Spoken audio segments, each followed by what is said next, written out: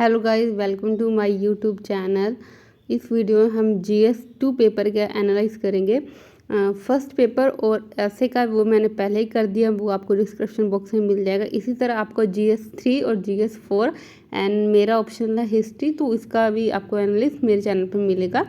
तो first of all best of luck mains वाले student को, जो उनका आई होप उनका जो जीएस के पेपर अच्छे गए होंगे, और जो ऑप्शनल है उनके लिए बेस्ट ऑफ लक है। बाकी सल्यूट है उनको कि 6-6 घंटे एक दिन में लिखना very difficult, not easy at all. बहुत ज़्यादा मेहनत लगती है, बहुत प्रेशर रहता है दिमाग पे, तो उनको सल्यूट है और उनको बेस्ट ऑफ लक है उनके इंटरव्यू के लिए, ताकि उनका इंटरव्यू भी अच्छे से क्लियर हो। तो बाकी आई होप कि जो मेंस की तैयारी कर रहे हैं उनके अच्छे से मेंस की तैयारी हो नेक्स्ट ईयर के लिए। तो बस अच्छे से प्रीवियस ईयर क्वेश्चन पेपर देखते रहें और अच्छे से तैयारी करते रहें। वीडियो शुरू करते हैं। नेक्स्ट फर्स्ट क्वेश्चन है, the most significant achievement of modern law in India is the constitutionalization of environment problems by the Supreme Court. Discuss the statement with the help of relevant case law.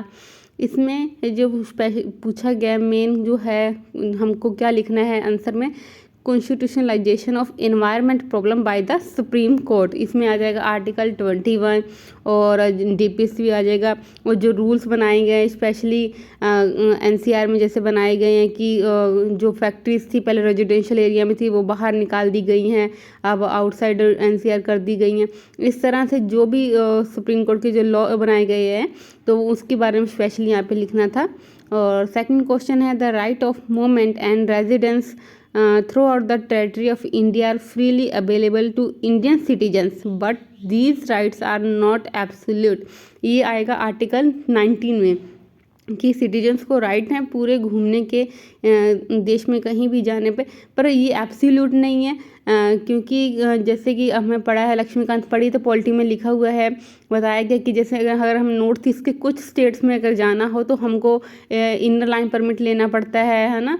तो ऐसे करके कुछ area restrict रखा गया है, जैसे tribal वाला area होगा तो रिस्ट्रिक्ट रखा गया। तो ये ही इस क्वेश्चन में आना था। थर्ड है, to what extent in your opinion has decentralization of power in India change the governance landscape at the grass root. इसमें डिसेंट्रलाइजेशन ऑफ पावर है, तो 73rd 74th जो कॉन्स्टिट्यूशन अमेंडमेंट किया गया था पंचायती राज के लिए, म्यूनसिपल उसके लिए है ना, तो ये सब उसमें आना था। देखिए कि अब जैसे मैं आपको बता रही हूँ, घर पे बैठ के एग्ज़ाम को एनालाइज करना बहुत इजी है कि इसमें ये आएगा, ये एग्जांपल थी, ये केस डाल दो, ये एग्जांपल डाल दो, ये केस गवर्नमेंट का था तो ये आ जाएगा, है ना। पर एग्ज़ाम सेंटर में बैठ के वहाँ पे लिखना नॉट इजी एट ऑल, बहुत प्रेशर रहता है। जो नॉर्मल सी जी एग्जांपल भी हम बोल रहे हैं ना यहाँ पे, वही नहीं याद आती कभी कभी। तो बस जो काम वहाँ पे आएगा, जो हमारी कंटिन्यूस हार्डवर्क है, जो हमने जितना ज़्यादा प्रैक्टिस कर रखा, वो अपने सबकॉन्शियस माइंड में रहेगा। तो वहाँ पे अगर हमारे हाथ चलेगा तो फटाफट वो जो पहले से प्रैक्टिस किया गया वही दिमाग में आएगा। तो इसलिए हमें अच्छे से previous year question paper practice करके जाना ही जाना है। स्पेशली 5 ईयर के तो कर ही जाए, पिछले लास्ट ईयर 5 ईयर के तो वो हमको करके ही जाने हैं। नेक्स्ट है, discuss the role of vice president of India as the chairman of the Rajya Sabha. हमें पता है कि वाइस प्रेसिडेंट और प्रेसिडेंट के इलेक्शन अभी हुए हैं, ठीक है, न्यूज़ में काफ़ी ज़्यादा था। तो उनके जो चेयरमैन का रोल है राज्यसभा के, तो उसके बारे में लिखना है। तो ये सीधा डायरेक्ट क्वेश्चन है, ये हमें को पॉलिटी पढ़ी है तो अच्छे से हम लिख सकते हैं कि उनको जो राज्यसभा को चेयर करते हैं और जो लॉज बनाने होते हैं या फिर जो कुछ बिल वगैरह को कैसे हैंडल करें, जो भी रोल रहते हैं वाइस प्रेसिडेंट के एज ए चेयरमैन राज्यसभा, वो सीधा इसमें आने थे। फिफ्थ वन है, discuss the role of national commission for backward classes in the wake of it is transformation from a statutory body to constitutional body. इसकी यहाँ पे इसके बारे में लिखना है कि स्पेशली यही national commission for backward classes के बारे में लिखना है कि पहले जब बनाया गया था स्टैट्यूटरी बॉडी थी, फिर इसको अमेंडमेंट करके इसको फिर कॉन्स्टिट्यूशनल बॉडी में कैसे बनाया गया। तो आई थिंक ये 1992 में बना था, करेक्ट मी अगर आप मैं रॉन्ग हूँ तो। यहाँ पे मुझे लगता है 1992 में, उसके बाद इसको 2003 में शायद उसके बाद उसको बॉडी कॉन्स्टिट्यूशन बॉडी बनाया गया। तो बस ये अमेंडमेंट थोड़े से याद होते तो फिर इजीली अच्छा आंसर लिखा जा सकता था। तो यही इसमें है, ये डायरेक्ट क्वेश्चन है। और सिक्स है the Gati Shakti Yojana need meticulous coordination between the government and the private sector to achieve the goal of connectivity. ये Gati Shakti specially logistic policy से रिलेटेड है। जैसे गवर्नमेंट ने अभी नेशनल लॉजिस्टिक पॉलिसी इंट्रोड्यूस करी है, तो वैसे गति शक्ति है जिसमें 16 मिनिस्ट्री को कोऑर्डिनेट किया गया है। स्पेशली ये बताना कि प्राइवेट और गवर्नमेंट ये सबको कैसे कोऑर्डिनेट किया जा सकता है इसमें। तो ये सारा लिखना था। गति शक्ति काफ़ी ज़्यादा न्यूज़ में था क्योंकि काफ़ी बड़ा प्रोजेक्ट था और प्राइम मिनिस्टर ऑफ इंडिया ने खुद अपने उसको इनोग्रेट किया था, तो काफ़ी ज़्यादा न्यूज़ में था। तो कहते हैं कि इसको एक्सपेक्टेड सा क्वेश्चन है गति शक्ति योजना, क्योंकि गवर्नमेंट इस टाइम बजट में भी लॉजिस्टिक्स से काफ़ी फोकस कर रही है, कनेक्टिविटी पे ज़्यादा फोकस कर रही है। जैसे कि ग्राम सड़क योजना भी काफ़ी उसको एक्सटेंड कर दिया गया 25 26 तक। इस तरह ये लॉजिस्टिक्स और ट्रांसफॉर्मेशन कनेक्टिविटी वाले जो टॉपिक है इसको अच्छे से कर लिए जाए। नेक्स्ट है seventh, right of person with Disability Act 2016 remain only a legal document without intense censorship of government functionary and citizens regarding disability। कि गवर्नमेंट का जो एक्ट है उसके लिए लीगल डॉक्यूमेंट पर इंटेंस, उसके लिए सेंसिटाइजेशन होना चाहिए गवर्नमेंट फंक्शनरी को कि क्या काम करना है, कैसे उसको डिसेबल पर्सन को कैसे हम थोड़ा कंफर्टेबल फील करा सकते हैं, उनके लिए क्या सुविधा कर सकते हैं। पर इसके लिए कि उनको थोड़ा सेंसिटाइज होना ज़रूरी है सब फंक्शनरी को ना, तो बेटर हम उनके लिए लाइफ उनको दे सकते हैं।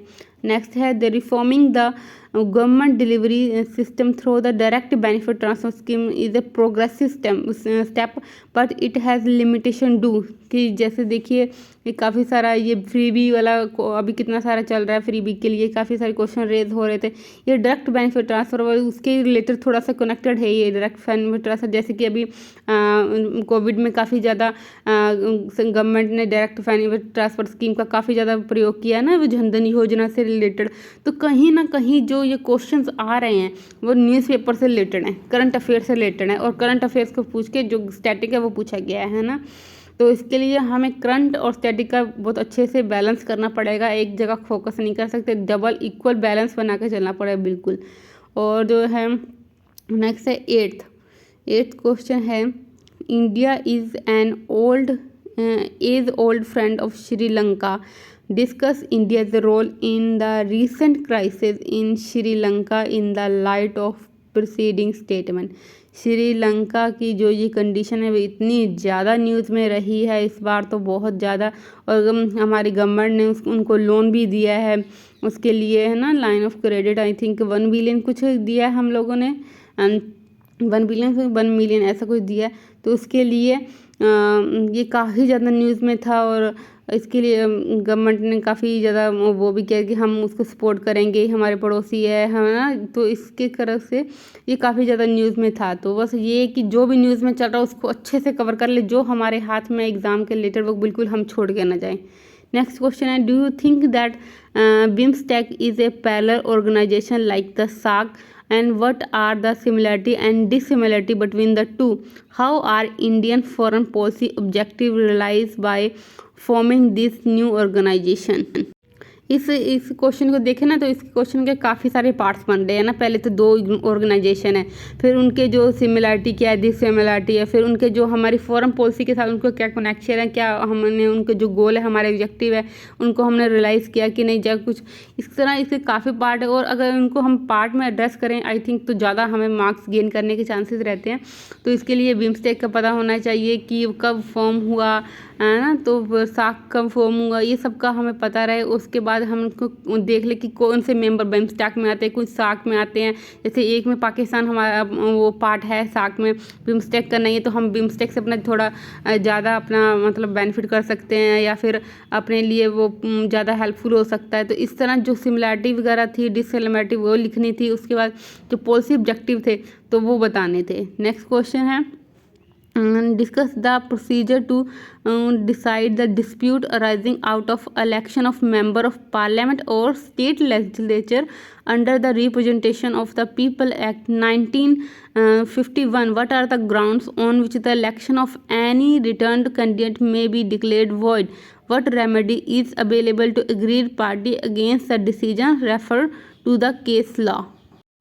इसमें बताया गया कि जो अगर कोई डिस्प्यूट रेज होता है ना, राइज होता है इलेक्शन के बारे में, तो उसके चाहे पार्लियामेंट में चाहे स्टेट लेजिस्लेचर, तो उसके बारे में कौन डिसाइड करेगा, तो किस एक्ट के बारे में, रिप्रेजेंटेशन ऑफ पीपल एक्ट 1950 बारे में, और उसमें क्या ग्राउंड्स रहेंगे उनको डिस्प्यूट को सॉल्व करने के लिए, क्या रेमेडी रहेगी। तो ये डायरेक्ट क्वेश्चन स्टैटिक से आया है इलेक्शन कमीशन से, तो उसको अच्छे से पढ़ के तो इसको सॉल्व किया जा सकता है।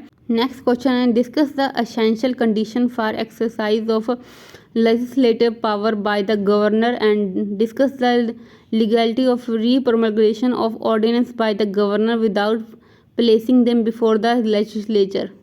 इसमें स्पेशली ऑर्डिनेंस और गवर्नर के बारे में लिखा है, तो इसको बस ये भी स्टैटिक से डायरेक्ट क्वेश्चन आया गया है। नेक्स्ट क्वेश्चन है while the national political parties in India favor centralization, the regional party are in favor of state autonomy। ये पॉलिटिकल पार्टीज़ के बारे में क्वेश्चन पूछा गया है, तो ऐसे क्वेश्चन डिफ़िकल्ट होते हैं क्योंकि उसमें डायरेक्ट कुछ नहीं है, जैसे लिखना है अपना माइंड की एप्लीकेबिलिटीज़ के साथ ही लिखना है। National political party in India favour centralization, ये कि जो सेंटर में पार्टीज है वो क्या फेवर कर रही हैं, जैसे क्वेश्चन में कि फेवर सेंट्रलाइजेशन, जो रीजनल पार्टी है क्या वो फेवर कर रही है स्टेट ऑटोनॉमी से। तो ये दिमाग लगा के क्वेश्चन लिखने वाला है। तो जितना ज़्यादा हमें न्यूज़ देख रहे हैं या फिर कुछ न्यूज़ चैनल फॉलो कर रहे हैं, तो थोड़े से अपने माइंड का फ्रेम इस तरह रखें कि ऐसे क्वेश्चन भी हम ईजीली सॉल्व कर सकें। नेक्स्ट क्वेश्चन है critical examine the procedure through which the president of India and France are elected. जो प्रोसीजर है जो प्रेसिडेंट ऑफ इंडिया का और फ्रांस का, जैसे कि प्रेसिडेंट के अभी इलेक्शन न्यूज़ में थे जैसे मैंने पहले बताया, तो ये इसके जैसे कि क्वेश्चन पहले भी आया हुआ है, जैसे प्रेसिडेंट ऑफ इंडिया और यूएसए के प्रेसिडेंट के बारे में उनकी जो इलेक्शन के बारे में पूछा गया था, तो अब जैसे फ्रांस का आ गया। तो इस तरह से जो कॉन्सेप्ट दोबारा रिपीट हो रहे हैं तो उनको हम अच्छे से क्लियर कर ले, तो ऐसे क्वेश्चन सॉल्व हो जाएंगे। नेक्स्ट है discuss the role of election commission of India in the light of evolution of model code of conduct. इतने सारे इलेक्शंस हो रहे थे, कुछ स्टेट असेंबली के इलेक्शन हुए, कुछ प्रेसिडेंट के और वाइस प्रेसिडेंट के इलेक्शन हुए, तो इलेक्शन कमीशन काफ़ी न्यूज़ में था, तो ये क्वेश्चन उधर से ही आया।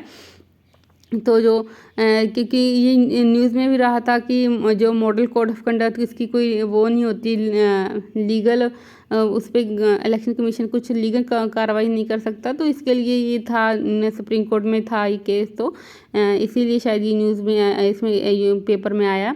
तो इसके लिए बेसिकली हमें ये है कि जो न्यूज़ में चल रहा है उसको हम अच्छे से कवर कर ले, तो इससे हमारा कोई क्वेश्चन छूटेगा नहीं मुझे लगता है। तो ये स्ट्रेटजी हमारी होनी चाहिए कि हम अपना करंट भी करें और स्टैटिक भी करें और अच्छे से करें। तो ऐसा नहीं कि कोई टॉपिक हमने सिर्फ पढ़ लिया और छोड़ दें, उसमें कुछ ना कुछ इतने के पॉइंट्स हम अपने नोट करके रखें कि जो हमारा है कि जितने का क्वेश्चन आता है, जैसे कि 15 मार्क्स का आया तो 15 मार्क्स का हम अपना लिख सके वहाँ पे कि इतना तो हम अपने क्वेश्चन 250 शब्द जैसे बोले कि उतने तो हम अपनी नोटबुक में इतने नोट बना के रख लें कि 250 शब्द हम वहाँ पे आसानी से लिख सकें।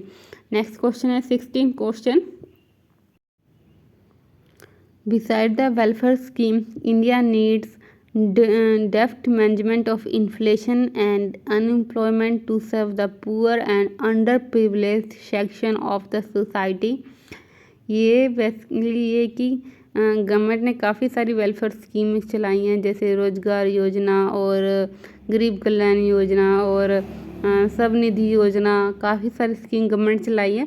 इंडिया नीड डेफ्ट मैनेजमेंट पर इंडिया को management deft management of inflation and unemployment को ऐसी स्कीम चलाइए या फिर ऐसा मैनेजमेंट चाहिए कि वो जो हमारे इन्फ्लेशन को भी कंट्रोल हो सके और जो हमारी अनएम्प्लॉयमेंट है उसको भी हटा के हम जो पुअर है उनको सर्व कर सकें, जो स्पेशली जो अंडर प्रिविलेज सेक्शन है सोसाइटी का। तो ये क्वेश्चन में उसके बारे में लिखना था।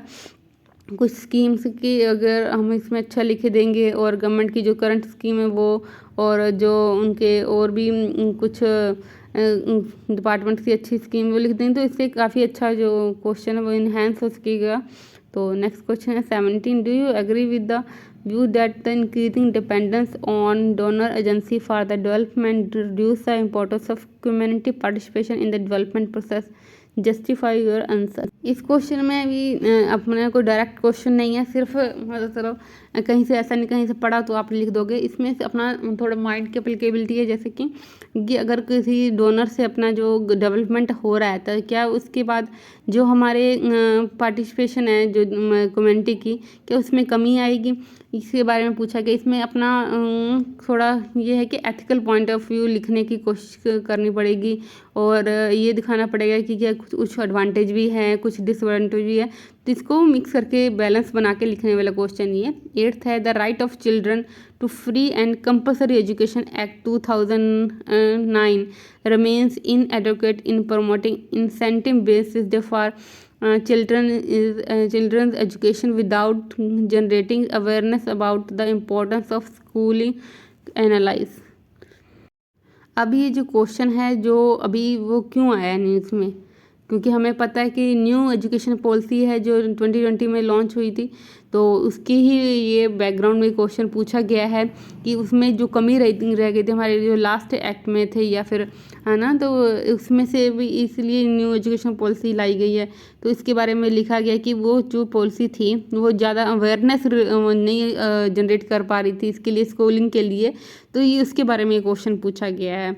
तो बस जो न्यूज़ में है उसको अच्छे से कवर करना है और उसके साथ जो रिलेटेड पिछला लास्ट स्टैटिक या कुछ भी है जैसे ये एक्ट है तो उसको भी कवर करना ज़रूरी है। इसलिए कि जो भी है ऐसा नहीं कि जो आज आ रहा है सिर्फ वो पढ़ लें, कहीं ना कहीं जो उसका लिंक है जो बैकग्राउंड में स्टैटिक के साथ होता ही होता है, जैसे ये एक्ट स्टैटिक में आ जाता है 2009 वाला।